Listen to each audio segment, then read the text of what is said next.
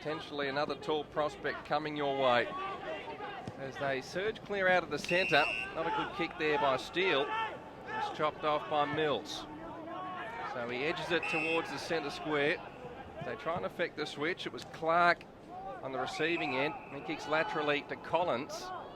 Now they spread it further afield. Contest, because it is that high-end skill that the AAS boys will have versus what I'm expecting as a real intensity from the Allies boys. Hislop returned the favour. We'll talk more about Caleb Hislop, his brother Tom, formerly on the lists of Essendon and Richmond. Well, I coached him at the Tigers. Back in 2008 or thereabouts, Terry? Yeah, good family too. I sort of enjoyed when they come over from Tassie quite a few times. As Mattingly sends it to his right half back line. McGuinness. And the Allies are coached by Jason Saddington, who's been the state coach for New South Wales ACT in recent years, was named the All-Australian. Chips forward over the top. And foot marks on a long lead. Just thought the defensive effort of Lockie Weller down here to spoil the ball on the back line was outstanding. And then it was Terry. Highly rated youngster. Expected to hear his name read out early in the draft. Although this not as good by the Allies. Turnover. Chance for Archie.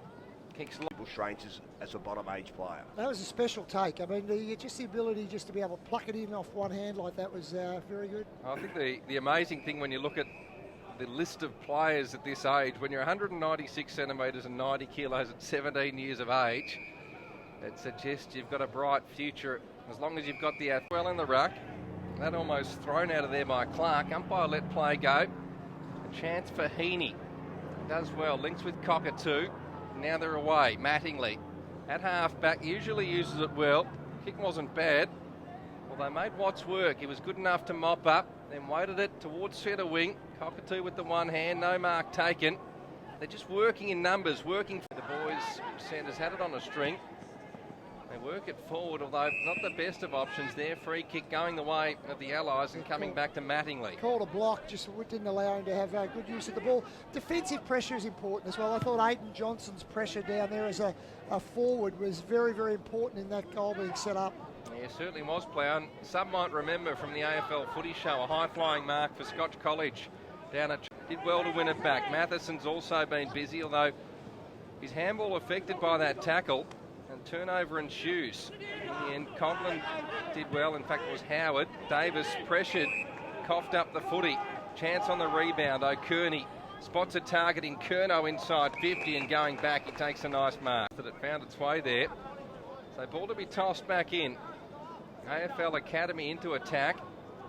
Chance to keep peppering the goals. Although on this occasion, ball locked up. Good contest at the moment. There's not much between the two sides. The efficiency ratings going with the Allies, but I think Academy boys playing good as well. Otherwise, he goes to the club that has bid for him. No different to the father-son rule. So that will occur on the same day, the father-son rule. We'd expect 10 or a dozen players, fascinating, including the father-sons and the Academy players, to be in that special draft, which will be on the 6th of October. So that's Monday week, not that far away. That's why these boys are presented. So ball kicked in the Sullivan direction, had the height advantage. Well done over the top by Weller to bring it to ground. Here's a chance to Cockatoo. He was just about decapitated. Came inboard, his handball too slick there for Hodgson, who fumbled, but then copped a push. So picks himself up. The Academy lost the face of goal. So 2 set shots for 2 behinds, and the margin 9 points. 3-5-23 the Academy. 5-2-32 the Allies, who waste no time bringing it back into play. Penetrating ball found Mattingly, and Prue sneaks onto the ground, the big man. He's got runners breaking for him. Kick wasn't great, but still found its way to... And Dunkley was the tackler on that occasion. So ball thrown up, the MCG slowly but surely starting to fill up.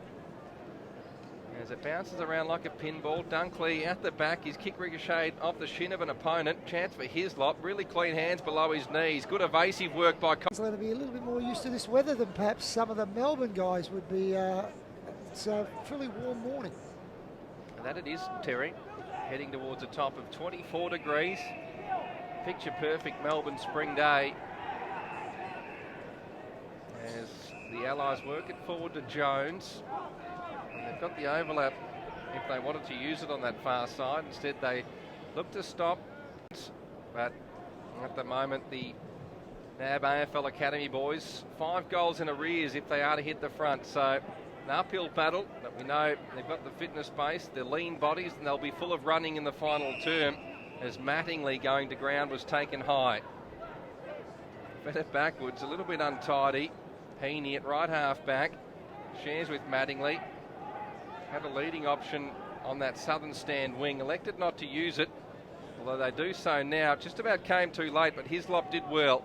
Gained possession of the footy, got rid of it just in the nick of time. Keep an eye on him, boys. But it's real end-to-end stuff. The game's opened up well and truly. Ball bounces towards Wiedemann, the big man, familiar name, grandson of Murray on that outer side, as trainers descend on Liam Jeffs back inside defensive 50. Yeah, Murray Wiedemann, who come here as a teenager, first time onto the MC. A teenager himself, well, gee, life was just far too short for he, and he just, Hayden insisted that Aaron come across and play and represent the family. So our heartfelt condolences to the entire family and to the West Adelaide Football Club on the loss of Hayden Francis. Yeah, very well said, Kevin. And our be really encouraging for him heading into the draft. Well, you talk about giving an award for best on the ground. He'll be right up there. Yeah, Nico Kearney was good, obviously, in the first half. Outstanding. Caleb Hislop's come home in the second half. I think he's up to 22 disposals. But Nico Kearney, cockatoo, Hislop will be fighting it out, I would have thought, Terry. Would have thought so. Watts received it from Mattingly. In fact, Ubergang it was. I'd like Term, I thought he kicked that goal. Got a bit of a basketball background. At the moment, he's got to build up that tank. A little bit like Christian Petrarca was last year. Next year we'll see how he goes if he can move into the midfield and develop that side of the game. That the voice of Kel Toomey, AFL.com.au's draft expert, will be all over the combine next week. So you needn't go anywhere. Tackle there by Wiedemann, giving up the free kick. The Allies stream clear and Dawson marks. Liam Dawson. On the replay. Liam Dawson, you'd expect, will cost the Lions their second or third selection. Obviously, being lower on the draft, it might get through to their third, but he'd be great value if he got a pick in the 40s. Coughlin's also been lively, probably faded out a little bit in this second half, but the early signs were really good. Wing, elected to handball over the top. Jones one way then another. Should give it back to Steele. Does so, and now they're just fattening up the stats. They'll retreat, and the mark will be taken by Mattingly. He'll effect the switch, and Jackson can mark. He'll go short over the top to Watts, one would think. Eventually does. Yellow's backline's held up really well. Jason Saddington will be really pleased with some of his boys down back. They've done a great job. And speaking of Jason Saddington, this is his last involvement with the Allies. He'll be taking up a position with the GWS Academy in 2015, and we wish him well. He's done a fantastic job with this particular group of players, and also his New South Wales AC